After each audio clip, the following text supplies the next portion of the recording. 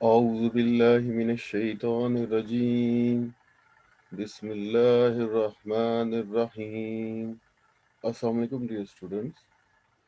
इस सेशन में हम एग्रीमेंट के सिलसिले में एक और सुप्रीम कोर्ट का केस देखेंगे जिसका टाइटल है मुसम्मा बरकत बीबी एंड अदर्स, जो कि एप्लेंट थे, और मोहम्मद रफ़ीक एंड अदर जो कि रिस्पोंडेंट थे इस केस में।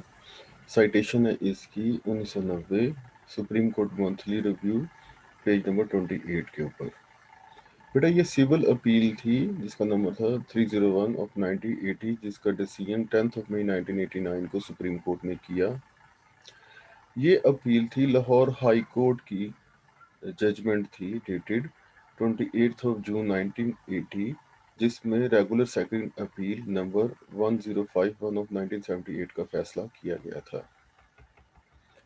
सुप्रीम कोर्ट में जस्टिसेस का बेंच जिन्होंने ये केस सुना था उसमें शामिल थे मोहम्मद हलीम, जो कि चीफ जस्टिस ऑफ पाकिस्तान थे उस वक्त, बाकी नसीम हसन शाह जिन्होंने इस जजमेंट को लिखा, शफीउर रहमान एंड अली हुसैन कजलबाश, तीन और जजेस थे।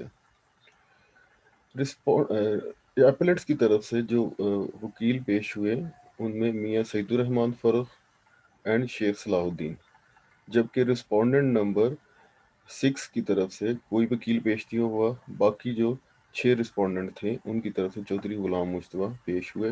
डेट ऑफ हियरिंग इस केस की 10 ऑफ मई 1989, उसी दिन ही इसका डिसीजन हुआ। तो बेटा अदालत और जज साहब बयान करते हैं कि ये अपील है by leave of this court.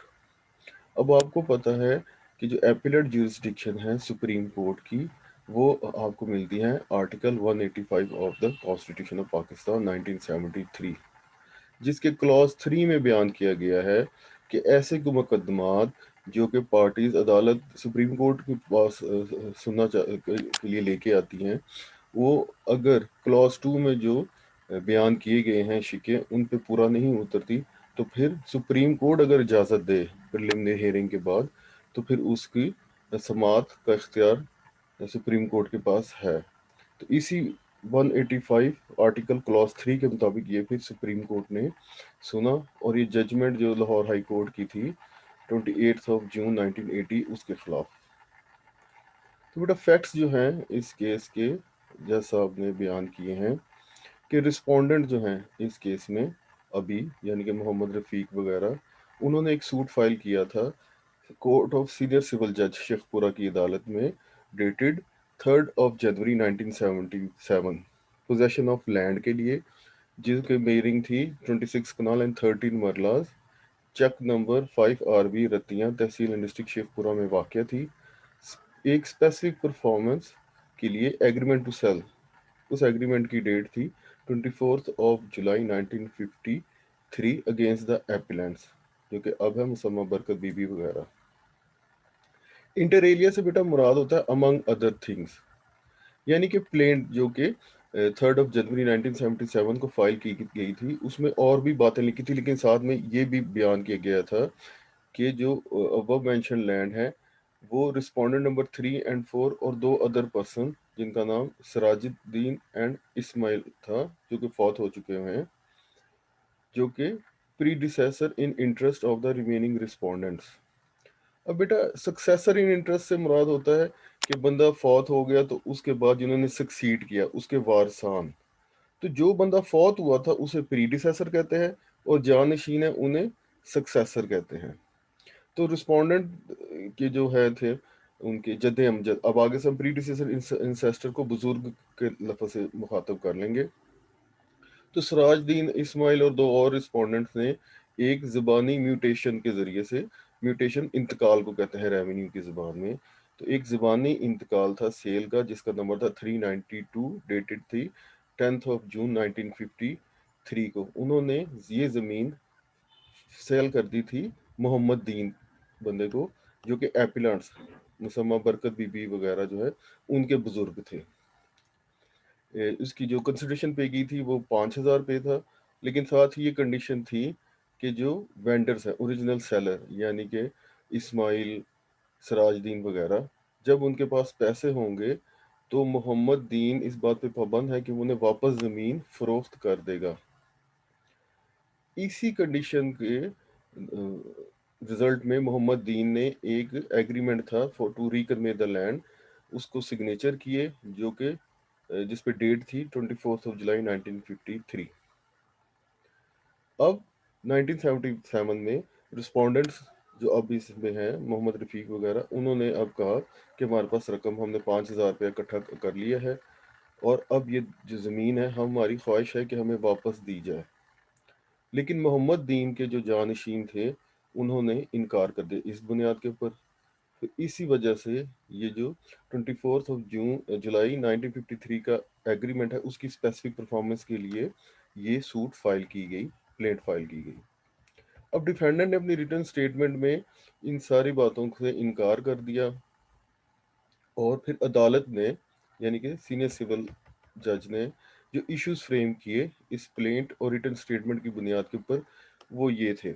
Number one, कि जो सूट है उसके प्रॉपर्टी की वैल्यू जो है वो आया सही तौर पर दुरुस्त मुतय्यन की गई है कोर्ट फी और जुरिस्डिक्शन के पर्पजेस के लिए, इसका ओनर्स था डिफेंडेंट साइड पे।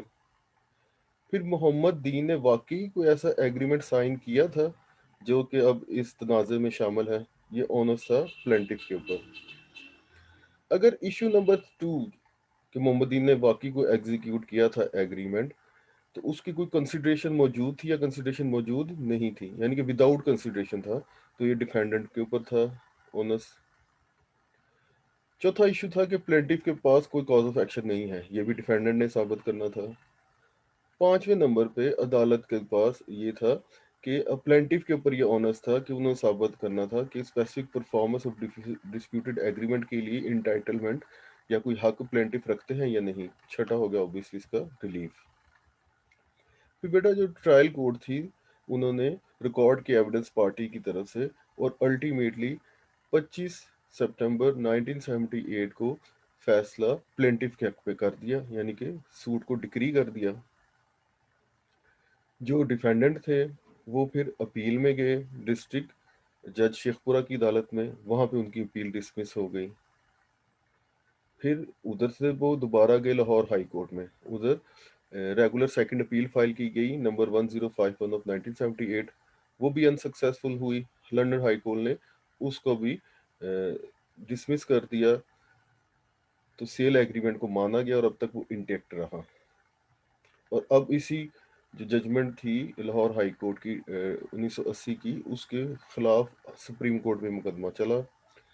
जज साहब कह रहे हैं कि हमने मियाँ सईदुर रहमान फ़ारूक को अपील के, और मोहम्मद गुलाम मुश्तबा साहब को जो एडवोकेट थे रिस्पोंडेंट की साइड से, उन दोनों को गौर से सुना।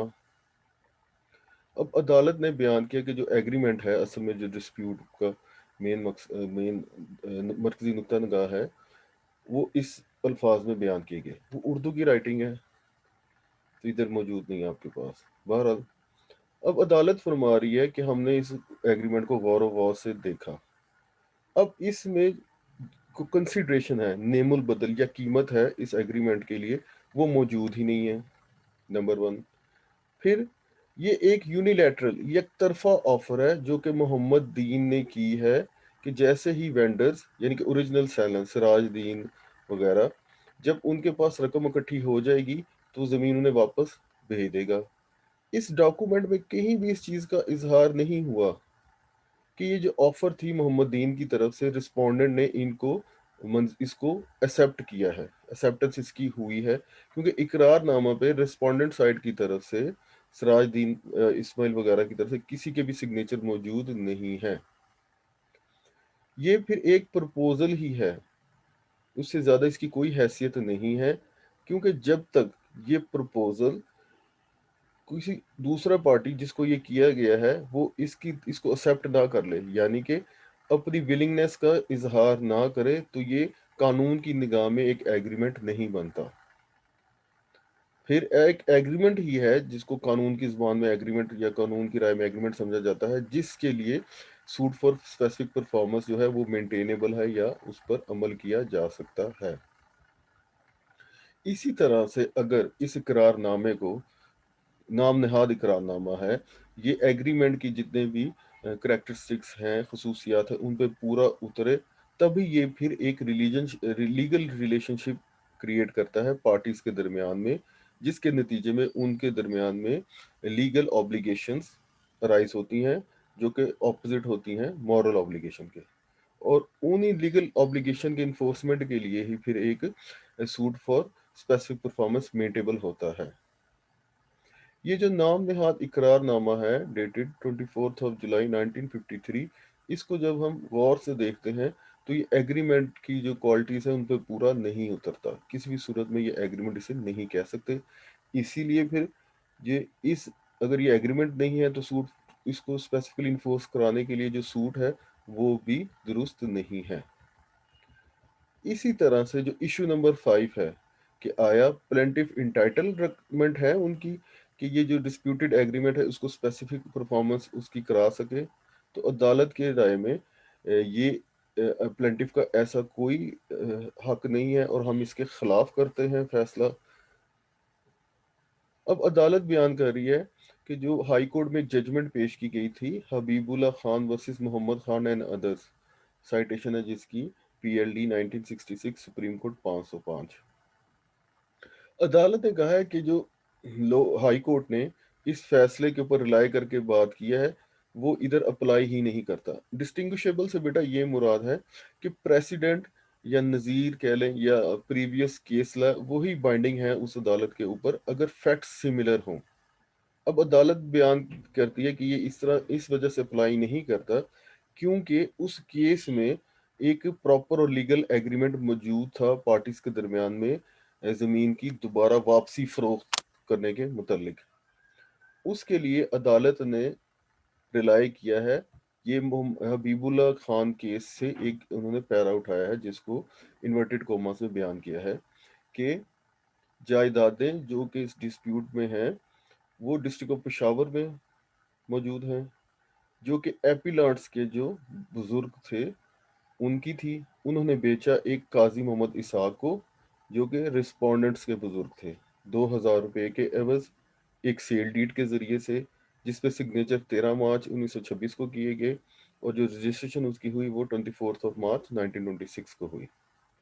उसी तारीख को एक और एग्रीमेंट फॉर रिकन्वेंस प्रॉपर्टी की वापसी के लिए साइन किया गया दोनों पार्टीज के दरमियान में।